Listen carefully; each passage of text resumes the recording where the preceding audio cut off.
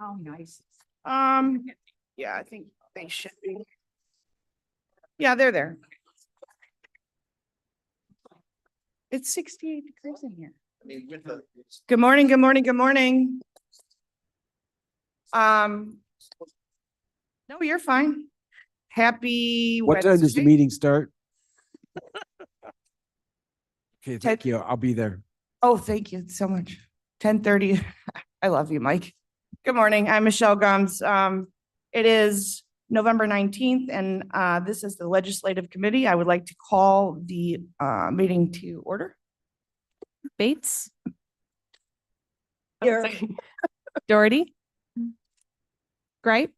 Gripe, freezing, but here. Molina. Molina present. Strathman. Strathman here. Linda here. Gums. Thank you very much. And we do have one remote attendance request for Ms. Molina. Without objection, she will still be allowed. No objection. Thank you very much, Ms. Molina, for being here. I will entertain a motion to approve those minutes. Gripe moves for unanimous consent to approve the minutes of October 22nd, 2025. Thank you, Mr. Grape. No objections. No objections. Very good. I don't have anybody signed up for public comment. Nope, very good. And we have our now legislative update, and Mr. Bales, I believe you have other plans here, so you're up. Good morning. Good morning. Can you hear me okay? Yes. Thanks for having us to present this morning. I'm going to go first and kind of be quick on a federal update. As most of you probably saw, the U.S. Congress voted to end the government shutdown the other week. You saw the Senate vote on a package that originated in the House first, and they amended it to include just a couple tweaks. One included, let me actually start over with the continuing resolution, just to reiterate that they passed, is a flat funding that sort of maintains the spending levels that are authorized under fiscal year 25. This continuing resolution is for fiscal year 26, and the amendments I was about to discuss extend the CR, as they call it, through January 31st. The first House package of the CR only went through November. So what they did is they're extending funding for fiscal year 26 through January 31st. There's, of course, a couple anomalies buried in there. Some negotiations occurred to ensure federal employees that were RIFed, as they call it. There's a reduction in force effort attempted by the administration, that all those people are hired back, that they'll be paid fully for any time that they were furloughed or laid off. And as part of the deal, the Senate Majority Leader Thune has promised the Democratic caucus a vote, probably some point in December, on the extension of Affordable Care Act premium tax credits. That was one of the things that Democrats were dug in on in this shutdown fight. So the government's reopened. The House voted on it after the Senate did. President Trump signed it into law. What we have now, one thing included in it is what they refer to as a mini bus. That's all these fun terms they use for the appropriation process. There's 12 appropriation bills that they try to that fund different sectors of the government. What they did was they included 3 in there that are fully funded through the entirety of fiscal year 26, through September 30th of 2026. That included the agriculture bill, which includes SNAP benefits, USDA, the legislative branch funding, as well as military construction and Veterans Administration. So those 3 things are included. What's happening now is the Senate is trying to cobble together another mini bus of appropriation bills. There's rumors of a procedural vote as early as this week. If not this week, it'll be after Thanksgiving, likely. And included in that, this is important to the county, they are looking at a couple bills: a defense appropriations bill, interior appropriations bill, which includes EPA funding, THUD, which is transportation and HUD. There's 1 or 2 more, labor, health and human services. If they can cobble together a minibus of these appropriation bills, and pass them out of the Senate, pass them to the House. This is important to the county because included in that package is a couple earmarks, a couple line items for projects that we've worked on behalf of the county to get included in those spending bills. So we're crossing our fingers that the Senate works on this either this week or after Thanksgiving. We'll be keeping you all apprised as that proceeds. And I'm happy to take a couple quick questions before I defer to my colleagues to give an update on the veto session in Springfield. There's a lot to report there. Thank you. Thank you, Mr. Bales. I do have a quick question. I know you got to go, but I do have Scott Buzecki from on the line also to talk about this Mavis thing. I know that's federal, right, Scott? Correct. If you don't mind, can you go ahead and talk about what you're going to talk about, Scott? And then while we still have Greg? Sure. Yeah, I'm here till 11, so I've got time. Okay, good. Go for it, Scott. Thank you for bringing it forward to us as well. Okay, so this is just a overall federal funding of the state of Illinois, and I brought it up because it's affecting MABUS funding. So MABUS is the mutual aid box alarm system, which is fire department mutual aid in Illinois. And that there's federal funding that funds IEMA, MABUS, ILEAS, which is law enforcement mutual aid, Illinois State Police, and then a lot of stuff in Chicago and Cook County. And so the funding grant programs are Homeland Security Grant Program, otherwise known as HSGP. That has been dropped from, I think that they were expecting 10.4 million statewide, and 4.3 is actually what was awarded. UASI, which is the Urban Area Security Initiative, and that's 33 million was what was expected, and 9.4 was what was awarded. So that totals the 13, almost 14 million, when the state was expecting almost 44 million. And so when you statewide, all those things add up to just under 14. MABUS statewide mutual aid for fire departments say they need about 7.5 to 8.5 million to sustain the current system. So, and then Illinois, I believe, is still involved in a lawsuit over funding with the federal government. So all those things are on hold until that's settled. Now, that's the big picture, how Illinois gets a lot of those things funded. On the local level, the MABUS, which sometimes they call Mother MABUS, is the statewide organization. But then there are, I don't know how many, there's several dozen divisions throughout the state. Kane County is served by 2 divisions. The northern half of the county is served by Division 2. And I spoke with Assistant Chief Rothacker in Elgin about he's the president of that division. And their annual budget locally is only 68,000, which is largely funded by agency dues. But it's the larger expenses that are the concern here. So one example of a Western shelter, which is an inflatable tent-like thing, and it was used during the 2023 Elgin tornado response, is beyond its life. It's leaking and it needs to be replaced. Costs about 40,000. If it's not replaced, that equipment won't be available. And if you needed something like that, you'd have to get it from further away. Now that's just one tent. The real worrisome thing, according to MABUS, is the training that MABUS funds. So there are 4 different kinds of specialized firefighter teams in Illinois. Urban Search and Rescue, which they respond to collapsed buildings. So if someone's trapped under a collapsed building, Urban Search and Rescue is the group that does that. Technical Rescue is like high angle rope rescue, and then if somebody's in a trench that collapses, they do trench rescue. Hazardous Materials, which is response to and mitigation of chemical leaks, and then the dive and water rescue teams. So all those teams have firefighters from area departments that serve on those teams for Division 2. And they attend training, specialized training for these things, and it's expensive, and it's funded by Mother MABUS.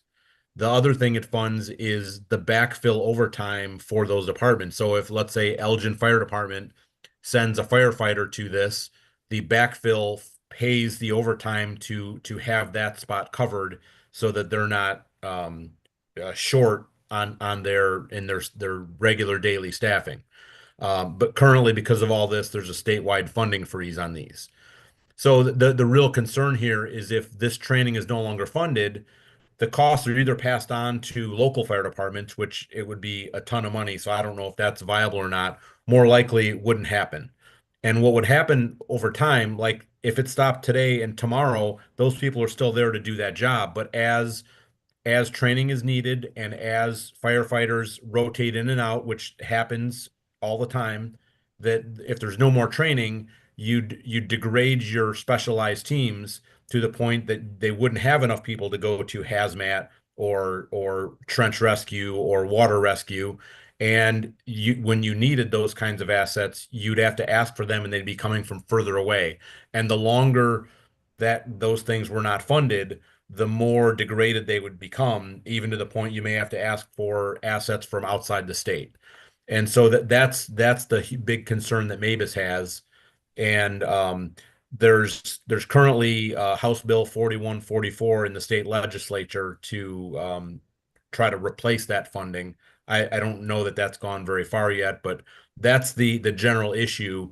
Even though, of course, we don't have a fire department in Kane County, but our residents throughout the county are served by all these fire departments, and indirectly, an incident that we might be involved in, we may need Mavis assets, and if they're not available, that's going to affect locally our operations as well. So that's the overall gist of it, and where we are right now. Thank you, Scott, for that explanation. I would just ask you a quick question here. So overall, I think we're just starting this conversation. I appreciate it. I know you have a working relationship with our lobbyist as well. So Greg and everybody are kind of available to you on that. Would your ask be that the legislative committee have consensus on supporting funding for Mavis? Absolutely. And I just say that I think this is probably not the first issue like this to come up. I Sure. think that this is probably the direction we're going. If it's not this year, it's in future years that a lot of the apparatus that's in place in terms of all the different ways that we operate, those things may be changing in the next 1 to 2 years, and along with funding. So I don't think that this is probably not the last time we'll be talking about federal funding being pulled back and the impact on local operations. Very good. Greg, did you have any comments on that, or? No, that's really thorough from Scott. I don't have an update on the lawsuit either. Attorney General Kwame Raoul was involved in that. And so I don't know if a judge has awarded a temporary restraining order or anything to make sure funding keeps flowing, but I personally have dealt with Mavis over the years, and it's a pretty important function in the state of Illinois. And so as we see the federal government try to roll back funding, this Homeland Security funding could be in jeopardy moving forward. And as Scott noted, there's at least one other bill, I think, in Springfield that looks at funding Mavis from the state level. So defer to Thank everyone. you. That's something. All right, thank you. So what I suggest for the ask is that this committee give consensus to draft a letter of support from the legislative committee. And then we'll obviously be having more conversations about this. Do I have consensus on that? Yes. Thank you very much. All right, Scott, we got you. Thank you. Thank you for everything. All right. Now moving on, does anybody have any questions at all about that? I think we got it covered there. That's okay. Do you have a question, Mr. State's Attorney? Yeah, this is actually a comment. Mike. I think it's on. Okay. Apropos of that, the Fox River Countryside is having a ribbon cutting tonight for their new station. And I don't know if all the board members who are there have been made aware of it, but I think it would cover Mr. Gripe, Mr. Pennis's, and Mr. Ross districts. And Starts at 4 p.m. The ribbon cutting. 4 to is 7, with the ribbon cutting at 5. I 5. believe. And it's the new fire station on Bolcom and Crane Road. Very good. I just would like, thank you very much for that. And I would just like, thank you, Mr. Shepro. I would just like to highlight the importance of Mavis is, again, Scott, said, we don't have our own fire stations, but we have property that we need fire stations for. And our residents also require, if there's a major box alarm, like a major building is on fire, that affects our residents. So I think it's extremely important and we'll follow through on this. So thank you very much, Scott, for all that info and all your hard work and everything else. Moving on, we'll go to our lovely veto session update. Mr. Sherwood, if you're there. Yes, good morning. Can you hear me? Good morning. Hey, good morning. Apologies for not being on video. I'm kind of in transit this morning, but so yes, as Greg alluded to, and as you have seen in the press, it was a very hectic veto session, particularly the second week. It was, I think, the most consequential and chaotic veto session that I have seen in Springfield. So to kind of give you a recap, and I'll walk through transit, energy, and then provide a positive update on property taxes. But let's start with transit, and I'll sort of walk through the history of how we got to veto, because I think that really needs to, the context is important in understanding how things shaped up during that second week of veto. So as everyone knows, we've been having these transit discussions and negotiations for well over a year. The goal was to pass legislation in the spring, and in the final hours of the spring session on May 31st, the Senate put together their own transit package, included $1.5 billion in revenue and a structure for creating the Northern Illinois Transit Agency, or the NITA board. We were opposed to that bill, mainly because of the voting structure of the NITA board, which consisted of 20 members, 4 blocks of 5 members each, and 5 appointments from the collar counties, 5 appointments from Chicago, 5 from Cook, and 5 from the governor. So the House did not take up that bill, and things basically stalled out heading into the summer and fall. During that time, we worked diligently, especially with the primary sponsors in the House, to educate them on our concerns with the voting structure and how that would put the collar counties at a disadvantage. We worked closely with the vast majority of the other collar counties, and we were aligned in our lobbying approach, and then worked closely with our board and Mr. Rickert to put together a letter from Kane County to the entire Kane County delegation that we shared during veto session, making them aware of our concerns with the voting structure, and then, of course, preservation of the RTA sales tax revenue as well. So then, second week of veto session, it did seem like things had stalled out and that this issue would get pushed to 2026. But within about 48 hours, things really started to come together quickly.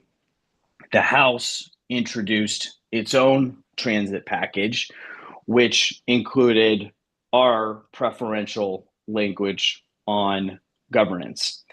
It also included a revenue package, which was a lot of new revenue ideas that were not popular with the governor and weren't particularly popular with the Senate. So once the House filed its package, it became clear that it wouldn't have the support of the Senate or the executive branch. Unfortunately, because as of Wednesday, the second to last day of veto session, we were in a strong position where we had our language filed and we had the support of the House. So during the last 16, 18 hours, negotiations between the governor's team, the Senate, and the House took place. The Senate basically said that our governance structure was a non-starter and that they wanted to revert back to the language that they passed in May, which would require 15 votes out of the 20 to pass fair increases, anything of consequence, capital expenditure projects. And so, unfortunately, at that point, the language that we had fought for was stripped out. And the main argument that we were given and have been given over the past year or two is that the transit advocates are concerned that a voting structure that would require 16 or 17 votes, in other words, would require a yes vote from at least one or two members of the collar counties, would lead to gridlock. And that we would end up in a similar situation to where we are now, where it's just difficult to modernize the infrastructure. It's really difficult to do anything with the transit system at large. That was the argument we were given. So then, as you probably know, things sort of came together quickly. They did agree on a revenue package that I can walk through quickly. A lot of new revenue ideas. Well, I shouldn't say new, but new compared to what the Senate had proposed and to what the House had proposed. If you remember, the Senate was largely relying on this $1.50 delivery tax. So basically, each item that is delivered to your home anywhere in the state contains a $1.50 delivery tax. That was controversial, especially in the House, and they did not have support for that. So instead, the bill that did end up passing both chambers, it was Senate Bill 2111, passed out, I think, in the very Friday morning, actually around 1 or 2 a.m. I forget exactly, but it all came together at the 11th hour, as it does. It contains $860 million in redirecting the state sales tax on motor fuel purchases to public transit. 85% of that funding bucket will go to NETA and 15% will go to downstate. Also contains $200 million from sweeping the road fund interest and providing that funding to public transit. 90% of this will go to NETA, 10% will go to downstate. It also contains $478 million from allowing the RTA to increase the sales tax by 0.25% in Cook and the collar counties for NETA operations. Organized labor made some concessions there because they really wanted to get this done, and they wanted the revenue package to be in that $1.5 billion range. So the issue is just the voting structure. Like I said, 20 members on the NETA board, 15 votes to pass anything of consequence, which theoretically could allow Cook, Chicago, and the gubernatorial appointments to go around the collar counties. So I think that's the primary concern.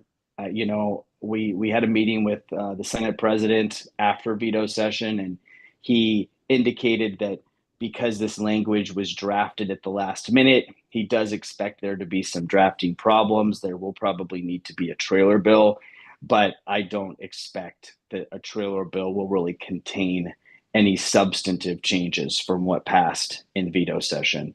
So I do think that this is going to be the voting structure for the foreseeable future.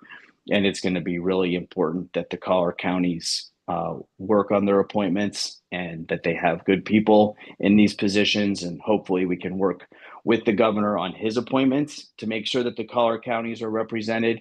But there definitely are some remaining concerns here. We did not work against this bill at the end. It was indicated to the legislators that Kane County did support the final product. I will defer to Michelle and the legislative committee in that area. But there was some confusion at the end regarding Kane County's position on this final product. I don't know, Greg, Kent, or Michelle, if you have anything else you wanted to add on transit. Thank you, James, for that information. Just this committee is aware of the confusion at the end of that late hour situation. I thank this committee and the board for holding our position. And unfortunately, and I did want to, thank the team as well, because that language that we had approved through the House that we wanted, we had meetings, right? So they were working with them, trying to get something that was good for us. And it wasn't easy. And then everything kind of fell apart, and that's kind of what happened. You all know that. I'm not going to rehash that. Thank you for being gentle on that. So, yeah, and our team, my advice to the team was just, there's nothing we could do about that situation at this hour. We didn't want to embarrass us any further. So that's what we did. So I'm good on that. Does anybody have any questions? And I would just add thank you to Mr. Rickert, who was very helpful for the weeks leading up to veto session, giving us advice, language. He was very involved, and we called upon him many times, and he was always there to try to help us with information and advice. So just wanted to thank Tom. Yes, thank you, Tom. I see him online as well. So thank you, everybody on that. But I Mr. can Grape, move did you in. have Oh, sorry. I was going to say I can move to energy, but if anyone else has questions on transit. I do believe we have a question from Mr. Gripe. Go And ahead. Miss Molina has her hand up. Oh, I'm sorry, Miss Molina. John? It's okay. John can go first. He's in the room. Yeah, okay, thank you. Oh, Team it'll players. keep me warmer. Let's see if I can put this politely and right. Is there anything as a result of what's been so well reported to us that we need to address? I'll use the word remedy in the future if we have the ability to remedy it, if that makes any sense. And oh, sorry, Michelle, go ahead. Yeah, no, I will, I've sent a letter to try and correct that. And we'll take that conversation offline. And Miss Molina, if you have a question, go right ahead. Yeah, my question was similar to Mr. Gripe. So I guess I'd like to have clear-cut lines as to what communication comes out of the legislative committee and the county. I'm not sure how much clearer we can be, but I think we need to work on making sure that our messaging and what the county, where the county stands on certain matters is communicated through our lobbyists, and that it is in a way that is not blurred by other opinions. So I think with Mr. Gripe, if we can work on that messaging and make sure that this doesn't happen again. Thank you very much, Ms. Molina. I appreciate that kindness. Go ahead, Ms. Bates. I would like to work on that messaging as well. I think simply put, King County must speak with one voice when it comes to matters dealing with the legislature.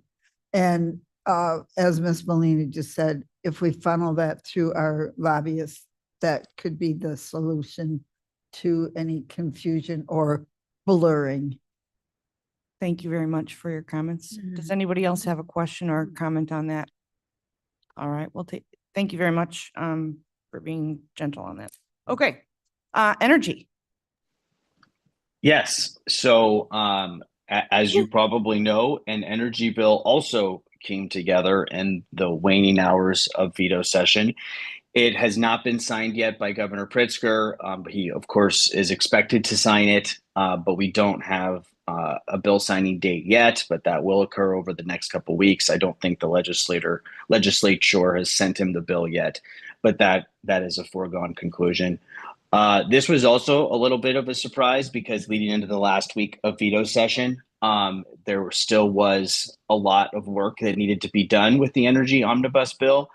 But hats off to the negotiators. It really did come together, and during kind of the final 2 or 3 days, there's a lot of stuff in here. It is fairly controversial in terms of what will the rate impact be to constituents and to residents of the state.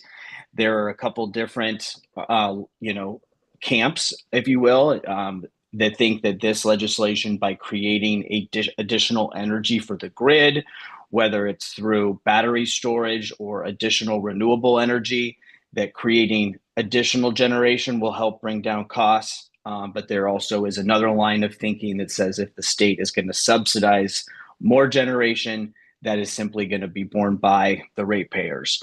So it was this was the first time in, I think, maybe 20, 25 years where the legislature has passed a large energy bill strictly on partisan lines.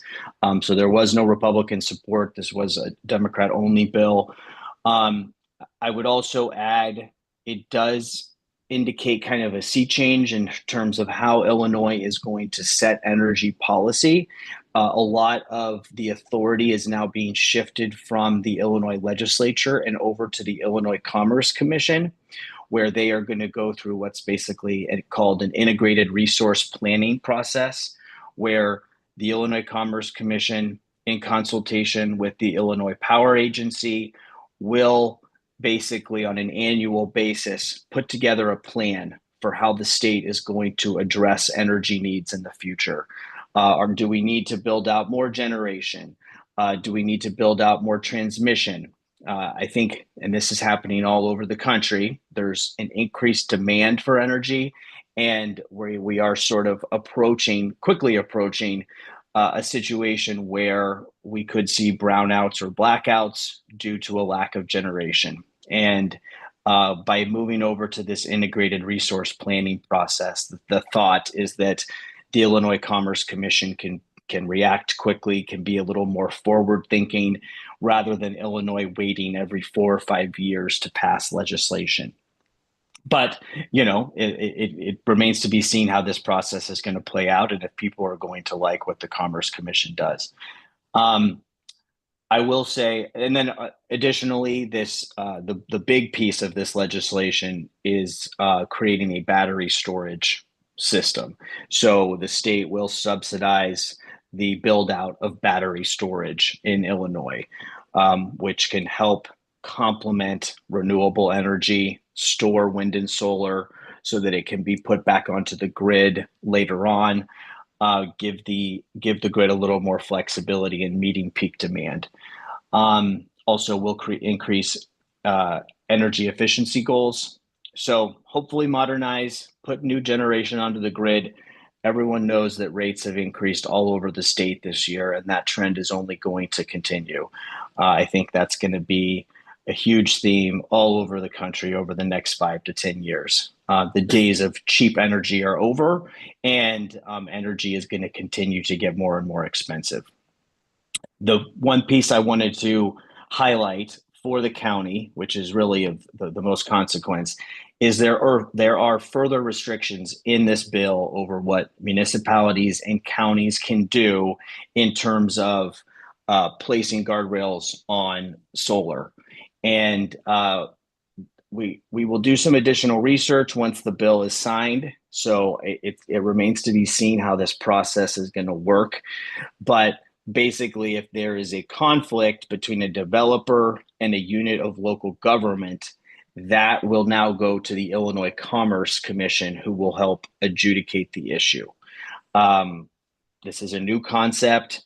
I would just caution that the Illinois Commerce Commission is probably going to err on the side of putting more energy on the grid. They're probably going to err on the side of the developer and getting the renewable project built.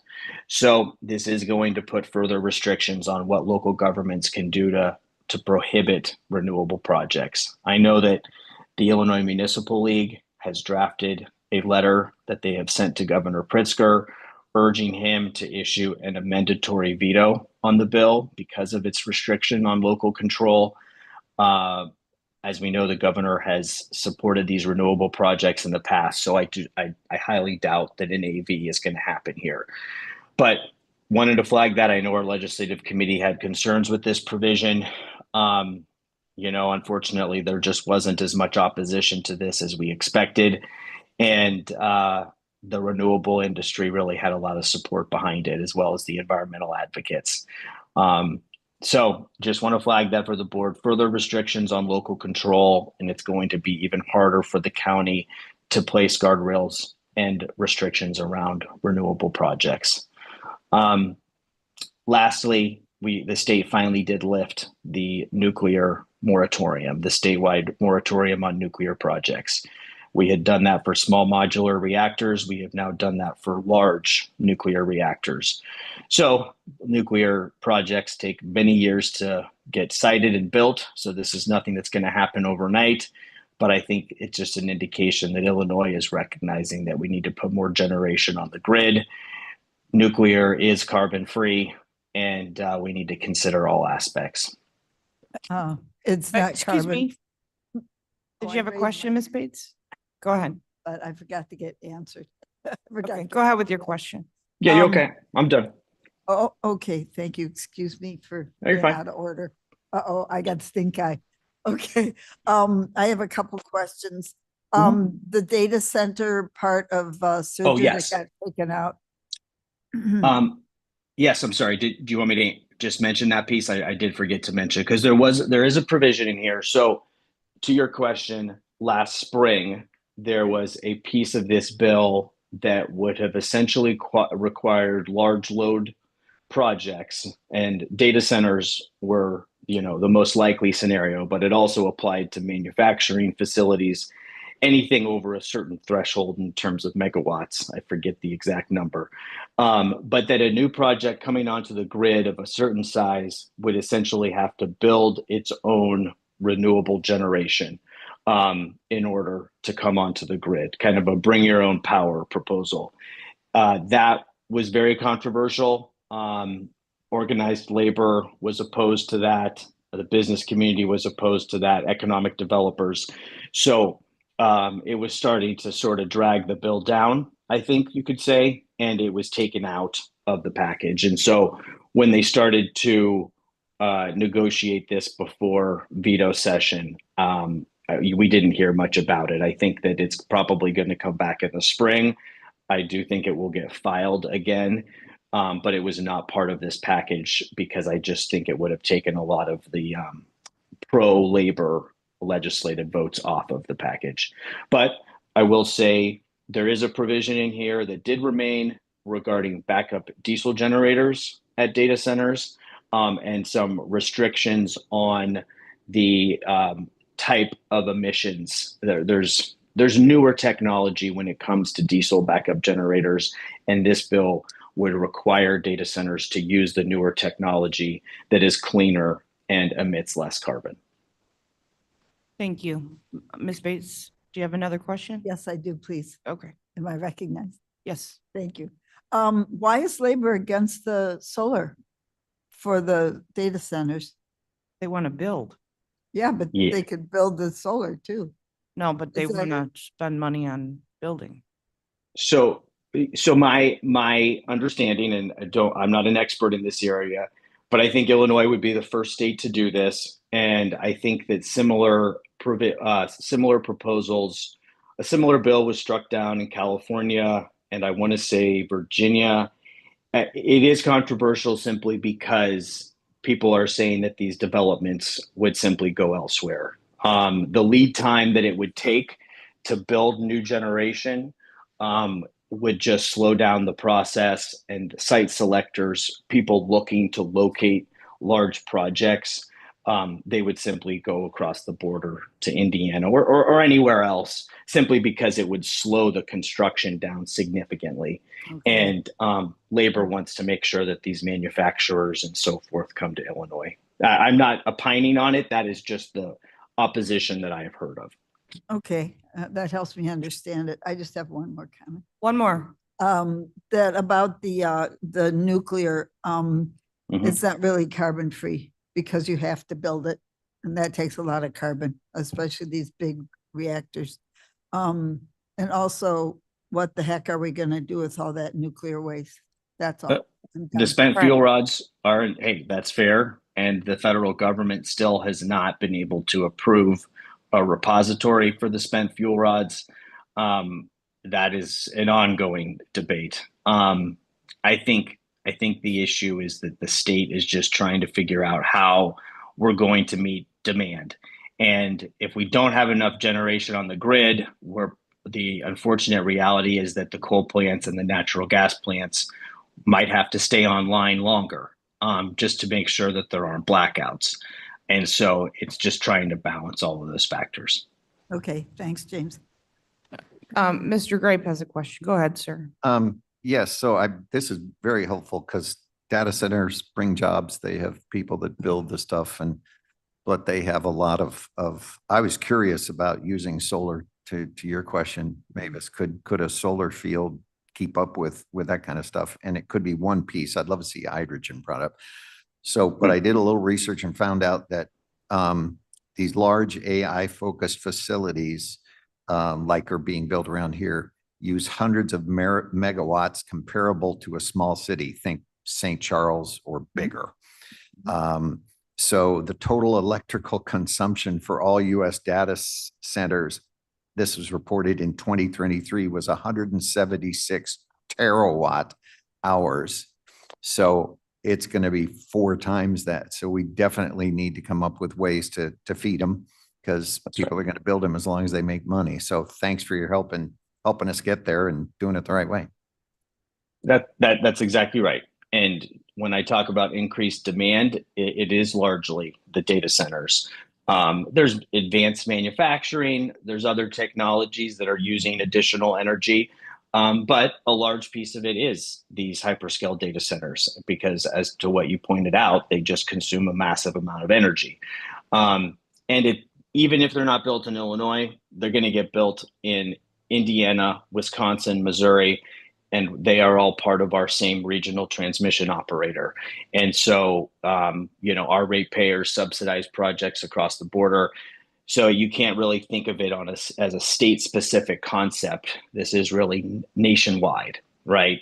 And the whole nation is going to use up a bunch of energy. And so Illinois has always been a net exporter of energy. And I think those days are probably over. And so we're just going to have to think about what kind of generation do we want to build in Illinois? And it's a complicated question. So thank you, James, for that. I actually have some words. So it was going to be new business, but Right. y'all go ahead, Mr. Roth. One statistic I was informed of, by 2030, demand's going up 30%. And so we're going to be an importer. That's right. Electric demand is going up 30% just on data centers alone. And we're going to be a next importer. And like James said, rates aren't decided at a state level, it's regional. So if they build it in Indiana, we're still be paying more for electricity and not getting the benefit. Not to mention the whole water aspect. Right. Yes. Okay. So to that point, I did have this written under my new business because I did want to discuss the data center situation. So I have some thoughts. I'm going to opine, James. I hope you don't mind. First, before we get to the data center thoughts, Oh, please. okay, before we get to that, the removal of our local control on this energy bill, if there are trailer bills or fixed bills or whatever we're doing bills, King County, I believe, we should have this discussion here, is one of our tenets is to retain local control. I think we're steadfast in that. We should continue in that. And I hope that this committee can give consensus that that is still the case. Yes. I do not like the fact that we have an outside agency, the Commerce Commission, telling Kane County or any other municipality how and where they can put up solar fields or anything else, frankly, for them. Local control rather than less. Your mic? I'm sorry, Linda here. I would like more local control. That's the, yeah, that's, rather than less. so that's our, The one of our status quo tenets. isn't even adequate. So that's one of our tenets, is to retain local control. And I think we should be fighting this removal or, additional removal of our control. It's not acceptable to me, frankly, and I don't think it's acceptable to this committee. Do I have consensus? Oh. Ms. Bates, your objection. This law, which was originally passed, I think it was part of CEJA, was because we need the solar energy to provide more, we need the renewable energy in Illinois. And we are part of a greater union here. We are part of Illinois. Illinois is part of the world. So some of the counties in Illinois were not allowing any solar Correct. to come in. And that's not a sustainable model for the energy that we need for clean energy. So therefore, I believe some of these restrictions were necessary to reach the goals that Illinois has set so some restrictions are going to have to be there. So we have one objection I totally disagree with, but anybody else have a comment? Linda here, there has to be a way to deal with those counties that have not been cooperative without penalizing a county here that we very diligently, we favor solar projects. We very diligently look at the impact on the neighbors and on the community of the placement of these things. We have approved the vast majority of those that have come through. We disapproved the one that was adjacent to the playground at an elementary school. And that didn't make sense as a placement, but we basically approve all these. We should not be penalized.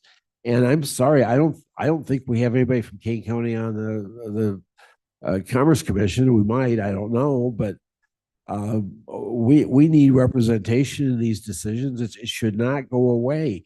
If there's some little tweak they wanted to make that would force the people downstate to start cooperating, fine.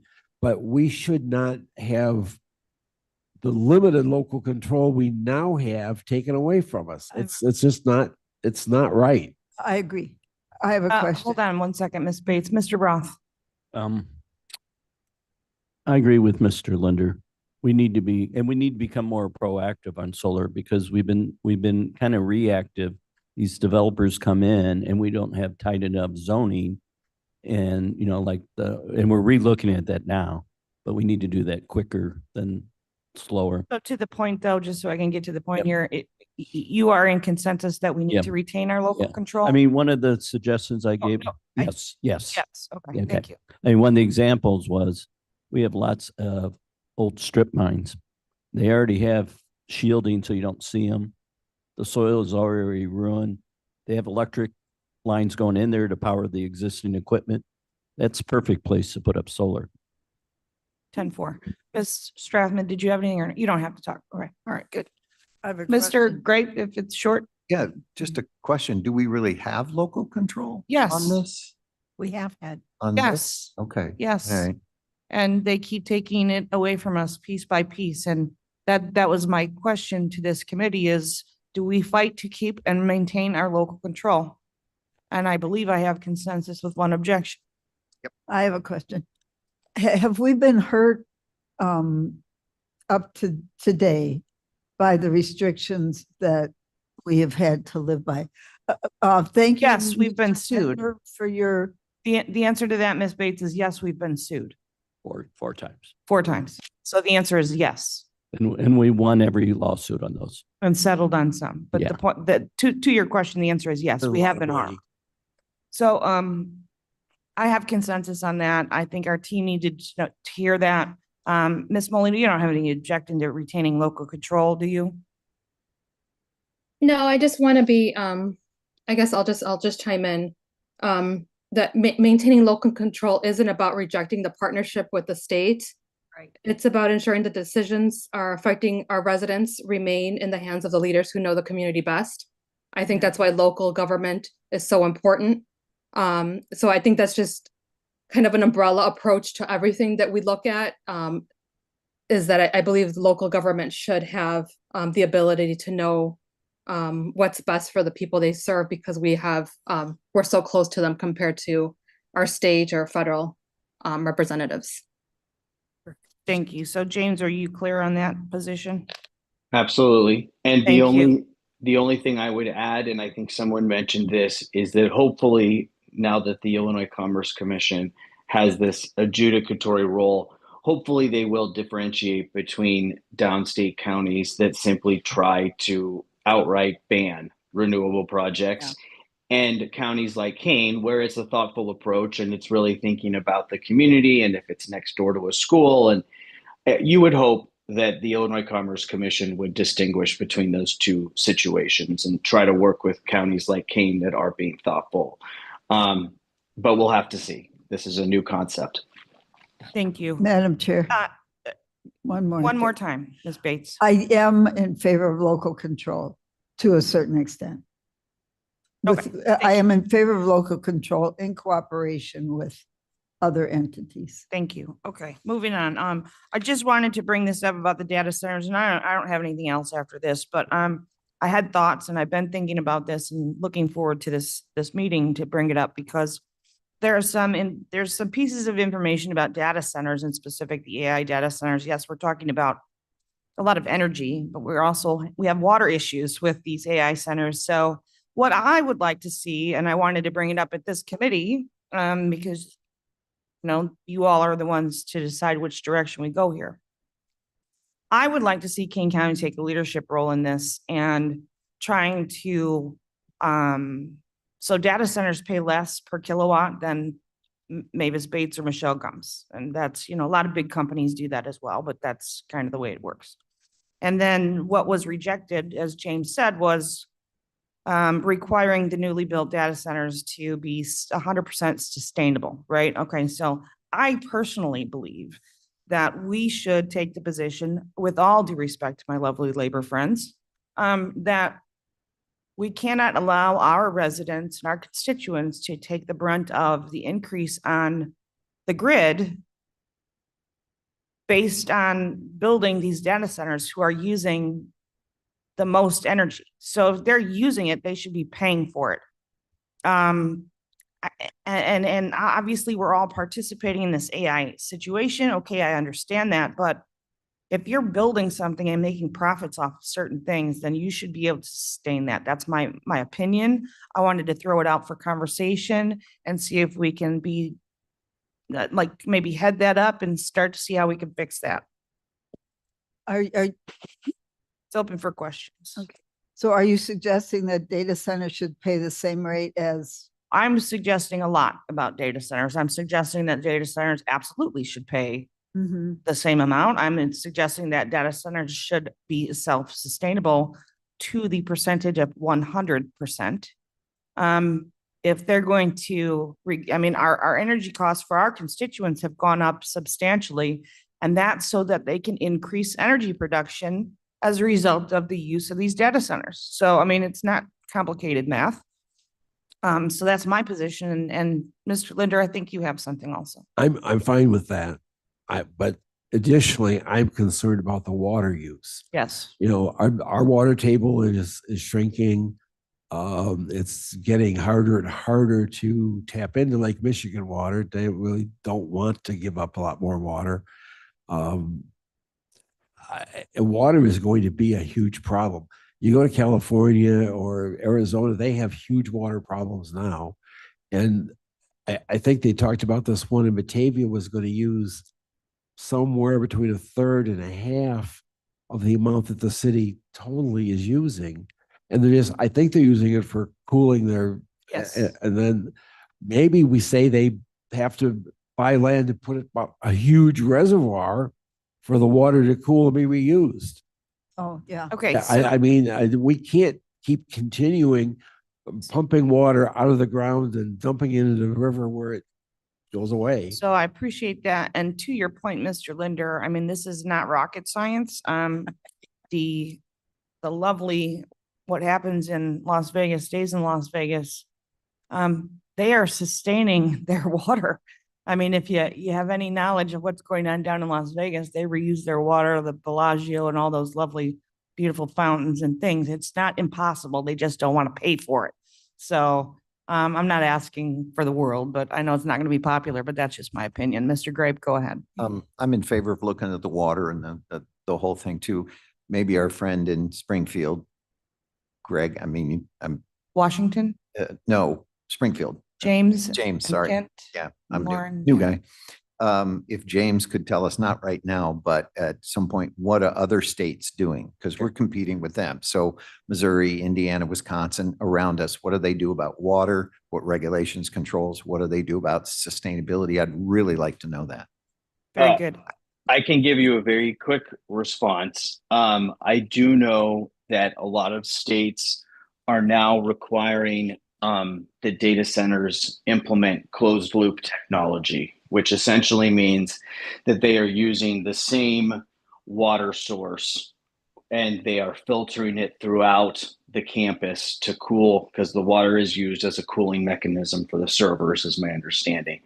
And so they're not continuously pulling water out of Lake Michigan and flushing it through the system. They pull in a segment of water, and then they use that same bucket of water for months on end, and they circulate it in and out, in and out. And then so you're not pulling in new water every day.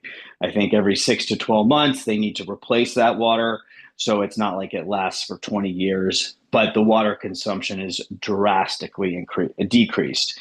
Now, I think there's some concern about closed loop systems and if there's chemicals involved. So it's not the end all be all, but I do know that the industry is being forced in that direction so that they are consuming much less water. Thank you, James. Miss Molina, you have your hand up. Go ahead. Yeah, no, I agree. It's something I think we should be looking at. I guess I'm interested in finding out, maybe the development department can help us with that. How much interest has unincorporated King County received for data centers? Because obviously, you know, I want to make sure that we're focusing on issues that affect King County and issues that affect areas that we have specific authority over. So if we could include in the research the areas of unincorporated King County that have had that people are interested in probably putting these data centers, or that would meet the requirements of data centers, before we get too deep into the actual legislation for King County, if we can figure that out first. Certainly. I appreciate the question, and I'm glad we're having the conversation, because that's what it was all about, just having a conversation. I think that's extremely important. Mr. Roth was first, and then Ms. Bates. Yes, we need to, I think another example of being proactive. A lot of these data centers that are offering them here are using them for negotiation. So if we get too tight, they're going to go over to Indiana and we'll still be paying higher electricity. Regarding Ms. Molina's comment, one of the issues with unincorporated, we don't have the infrastructure, the water, you know, like cities do, or the electric like cities do. So most of them are being requested in cities like Batavia. Like there's 4 currently active negotiations going on in Kane County. Mr. Williams is a lawyer, I think, on all 4 of those. I think that's a great point, Mr. Roth. I think this is a good place to start, and I did want to bring it up for these reasons, because there's a lot to discuss here. Right. I think, to Ms. Molina's point as well, we definitely should work with development. Let's do that 100%. But I think something that I was just now thinking about when she brought that up is, even in our unincorporated areas, they're being affected by their rates in electric. So, I mean, whether they're, I guess the question that we all will continue to have on this topic is, you know, probably affects everybody in King County, including our unincorporated. So, Right, but we'll get that data and we'll have a further discussion on it. So I like the conversation. All right, and I have 2 other points. My client expert, warming expert scientist, he said basically within 10 years, everyone's going to be moving back to the Midwest because we have the largest amount of water. You know, because we're nice. Well, and that helps too. We'll talk to them when they come back. That's right. Climate migration. Yeah. Yes. No, you're right. Climate migration. People are going to move towards the So we're going to be center. climbing, because with temperature, you know, like Vegas is hitting 120 now, and they're projecting 130, and I think 110's warm enough. The other is there is a solution on water that San Francisco implemented Now, they did it for a different reason. In that last big earthquake, they had all their water pipes broke. So they've started building reservoirs in the middle of a city block. So all the rain runoff runs into that. So for fighting fires. And, because how much rainwater runs off, I think I had heard 90% runs off. And so if we started building in certain areas and have the data centers help us do that, pay for that, and that provides a lot of water. And I think too, this conversation's point is there's a lot of like a million freaking pieces to this. So I can appreciate that, and we'll leave it up to those experts, but, And then we should get them involved. but I think we should participate in this. Yes, I That's- agree. That's my point. And Ms. Bates, go ahead. Okay, yeah, I was going to ask about the incorporated versus unincorporated. And like what Mr. Ross said, there's really not much infrastructure in the unincorporated areas to put in these data centers. But I'd like to look at bringing it back down to King County. I would like to look at the serious pros and cons of bringing these in. People, the construction is jobs, but I believe that you put up the box. I'm not sure that's a lot of jobs for construction guys. I mean, it's just a box. The inside, the guts of it are being performed usually by people not from King County Or robots. but I mean, the people who put together the servers, the people who build the inside guts of the data centers, that's not King County jobs. That's experts who come from outside. I don't think those are our unions. That's a fair part of the conversation. How many jobs? Yeah. And do we really want them here? Another very, very good point. How, let them go to Indiana.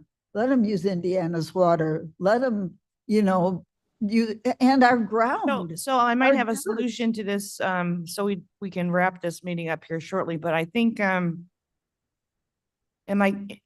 it be, And the jobs after it gets created. certainly, but Thank would it you. be an appropriate, committee of the whole kind of conversation with presentations and Perfect. all of that stuff? Sure. It's not gonna happen over Christmas, FYI, so January maybe. That's a very good I suggestion. just wanted to bring it up for conversation and kind of have this, Ms. Strathman, go ahead. I just would like to add that I think what I'm hearing is we need to be aware of privatizing profit and socializing cost. Ah. Just Amen. FYI, FYI. Yeah, yeah. Well, I don't know if you all hear it, but I'm sure you do. Our residents, no matter what side of the aisle they're on, are complaining about how much it costs to live every day, and that electric bill is a big deal. That water, situation is a big deal. So I think advocating for everyone in this county is something that, again, to Mr. Ross' point, I think we should be proactive in this, and just having the conversation is the start to that. Our team's probably pulling out their hair right now because it's. No, Yes, I you just are. wanted to get to my last piece because it Oh, is yes, go important. ahead. Sorry. And I know this has been, sort of a negative veto session update. So I did want to end on a high note. And I don't know if good. Mr. Tepe is there or not, but well, But he he does knows. know. Yes, Oh, we made him yeah. aware. At long last, the Illinois legislature did increase the caps on the senior Yay. freeze for property taxes. And so Yay. right now in 2025, that cap is 65,000, which I think everyone can agree is too low. So next year we'll go up to 75, so a full $10,000 increase. And then in 2027, it goes up to 77. And then in 2028, it goes up to 79. So hopefully that is some real relief for seniors. And if you think about it, that is a $14K increase in just the next 3 years. So that did happen at the end of veto, one positive development. And I just wanted to make sure that we had that this morning. That puts a smile. Thank you, James. That puts a smile on our face. And I know you guys have been working your butt off because And we, of course, can't take full credit for that. A lot of folks were working on it, but we knew Certainly. from day one when we started working with you guys that that was a top priority. And we had been working on it for several years. And so that was a nice win. Yay. Thank you for everything you guys all do. One more question. Does anybody go, Mr. Roth? Mavis's question, is it advantageous to have data centers? The cities think so because they're making a ton of tax dollars off the utility tax. Yeah, and they're not having to build a lot of roads because you may have less than 100 people working there. Well, that's why they're going after them Well, because, let's have a cow. yeah, Let's get the data. exactly. Let's have a cow. Let's have a cow.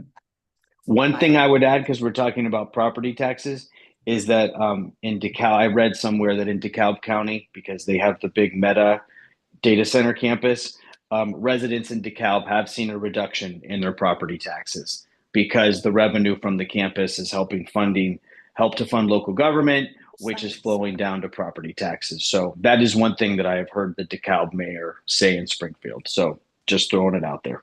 No, it's good info. I think, all right. Yeah. I don't have any thing else. Does any, James, you're good? You're good. Thank you very much for that great news. I really Thank you, needed that James. today. Of course, that was everything for me. Yeah, and we'll continue to watch the Illinois Commerce Commission process with the citing issues, and I think this is just going to be an ongoing. And we'll have to see how this plays out, but we'll keep you informed on that. All right. And if it does come up again, I know you said, and I did speak to some legislators over the last couple of weeks, if there is a trailer bill and there's any possibility of getting our governance on transit, that would be great. Absolutely. Yes. All right. Absolutely. I'll let you go. Thank you guys Thank- for everything. Thank you. Thank you, everybody. Just a Thank you, quick guys. question. Are we relying on them one of Thank them you. to do the presentation to the cow? No, I'll have a conversation with the team. That's not, I mean, they'll participate, Okay. but we have some work to do with development first and Yep. then, Because I think it's a great idea, but it's a big, it's a big move. Yeah, Big, but yeah. we're at the like okay. Yeah. Yeah. sunrise. Glad to help, by the way. Sunrise, my least favorite time of the day. Data centers? We're done with data centers. We closed them all while you were, Yes, everything's done. Oh, I have one, I just have a fact. A fact. a We have factoid. one fact. Jody already looked into the water issues and she said when they use the loop, they're using 3 houses worth of water a day. So it's negligible once they do the closed loop. But other people tell me that they don't always do the closed loop right. I think what we can do is we can have some very, we'll do a little outreach and get some experts from Yeah, out of, yeah. whatever. I'm been sure for a somebody's while. doing these things. So we'll figure it out and we'll do a cow on it and, Yeah, good. I think Oh, Mr. Shepro. Now, this is not really a state's attorney comment, but Okay, I would be, can I let the team go or not? Not yet. yeah, yes. I would just be curious as how James, the municipalities that get Lake Michigan water are dealing with the water issue as opposed to places like here where we're taking groundwater. Yes. Seemed to me that Well, would as it be, turns out, we have a great relationship with our mayors, so we'll invite them to would be participate. an as well. interesting question because presumably the water allocations from Lake Michigan are frozen at a Oh, wow. particular level and you can't just Right. double it because you want to. and Aurora put a moratorium on data centers for 6 months just to study these issues. Yeah. So All right. maybe we could get somebody from Aurora who's doing that. For our Fair cow. enough. Mr. Linder. Just a thought on the RTA thing. I think it would behoove us to identify a candidate for the governor to appoint and start not just saying, hey, governor, give us a seat, but hey, governor, here's somebody to put in that seat. Could be that. No, person. I think that, Probably somebody outside of the. no, of that's this not what I board. meant about Tom. I think to your point is, yes, we're gonna have those conversations. Yeah. There's a lot of moving parts to that aspect, but certainly We need people that are going to represent Kane County.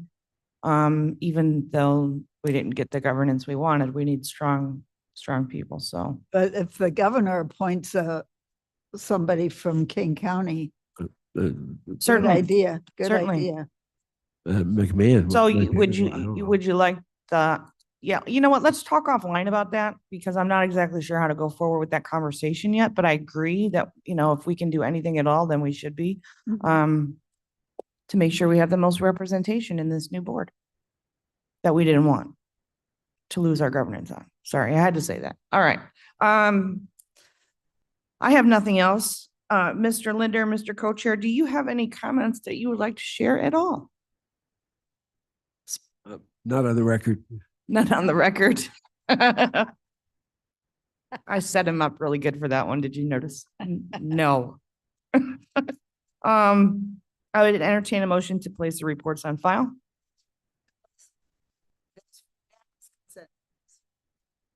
And no objection. There be no reason for executive session. And I would now thank you everyone for participating today. Ms. Molina, have a fabulous day. Everybody else have a fabulous day. And I would entertain a motion for adjournment. Bates moves, we adjourn. Bates, Linder seconds. Bates move, Lindsay seconds. All in favor? She's like, I'll just pick one. All in favor? Thank you. Thank you, Rachel, for all If your you hard work. can, attend GIS downstairs till 2. There you go.